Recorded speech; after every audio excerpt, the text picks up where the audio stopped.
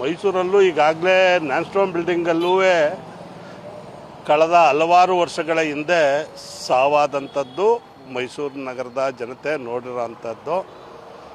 ಮುಂಜಾಗ್ರತೆ ಕ್ರಮವಾಗಿ ಜಿಲ್ಲಾಡಳಿತ, ನಗರ ಪಾಲಿಕೆ ಮತ್ತು ಸಂಸ್ಕೃತ ಪಾಠಶಾಲೆ ತಮ್ಮ ಎಚ್ಚರಿಕೆ ವಹಿಸಬೇಕಾದಂಥದ್ದು ಎಲ್ಲೋ ಒಂದು ಕಡೆ ದಿವ್ಯ ನಿರ್ಲಕ್ಷ್ಯತನ ಎದ್ದು ಕಾಣ್ತಾ ಇರೋಂಥದ್ದು. ಇದು ಒಂದು ಪಾರಂಪರಿಕ ಕಟ್ಟಡದ ಹಿನ್ನೆಲೆ ಉಳ್ಳಂಥ ಕಾಂಪೌಂಡ್. ಇದು ಈಗಾಗಲೇ ಇಲ್ಲಿ ಸಾರ್ವಜನಿಕರು ಮೂತ್ರ ವಿಸರ್ಜನೆ ಮಾಡೋಂಥದ್ದು, ಹಲವಾರು ವೆಹಿಕಲ್ಗಳು ನಿಲ್ಲಿಸೋ ಅಂಥದ್ದು, ಸಾರ್ವಜನಿಕರು ಅಕ್ಕಪಕ್ಕದಲ್ಲೇ ಕೆಲಸ ನಿರ್ವಹಿಸೋಂಥದ್ದು ದಿನ ಪ್ರತಿದಿನ ನಡೀತಾ ಇದೆ. ಈಗಾಗಲೇ ಅರ್ಧ ಗೋಡೆ ಕುಸಿತ ಆಗಿದೆ.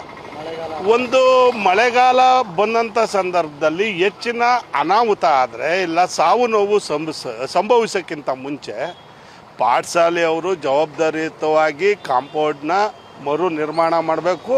ಇದಕ್ಕೆ ಸಂಬಂಧಪಟ್ಟಂಥ ನಗರ ಪಾಲಿಕೆ, ಜಿಲ್ಲಾಡಳಿತ ಎಚ್ಚರಿಕೆ ಕ್ರಮವನ್ನು ವಹಿಸೋ ಮೂಲಕ ಸಾರ್ವಜನಿಕರ ಯಾವುದೇ ಅನಾಹುತವನ್ನು ತಡೆಗಟ್ಟೋ ನಿಟ್ಟಿನಲ್ಲಾದರೂ ಕ್ರಮ ಜರುಗಿಸುವಂಥದ್ದು ಆಗಬೇಕು. ಆ ಮೂಲಕ ಸಾರ್ವಜನಿಕರ ಪ್ರಾಣ ರಕ್ಷಣೆ ಮಾಡೋ ಜೊತೆಗೆ ಜಿಲ್ಲಾಡಳಿತ ಇದೇ ರೀತಿ ಇರೋವಂಥ ಮೈಸೂರು ನಗರದಲ್ಲಿ ಹಲವಾರು ಕಟ್ಟಡಗಳನ್ನ ಗುರುತಿಸಿ ಈಗಲೇ ಮುಂಜಾಗ್ರತೆ ಕ್ರಮವಾಗಿ ಕ್ರಮ ಕೈಗೊಳ್ಳಬೇಕು ಅಂತ ಒತ್ತಾಯಿಸ್ತೀನಿ.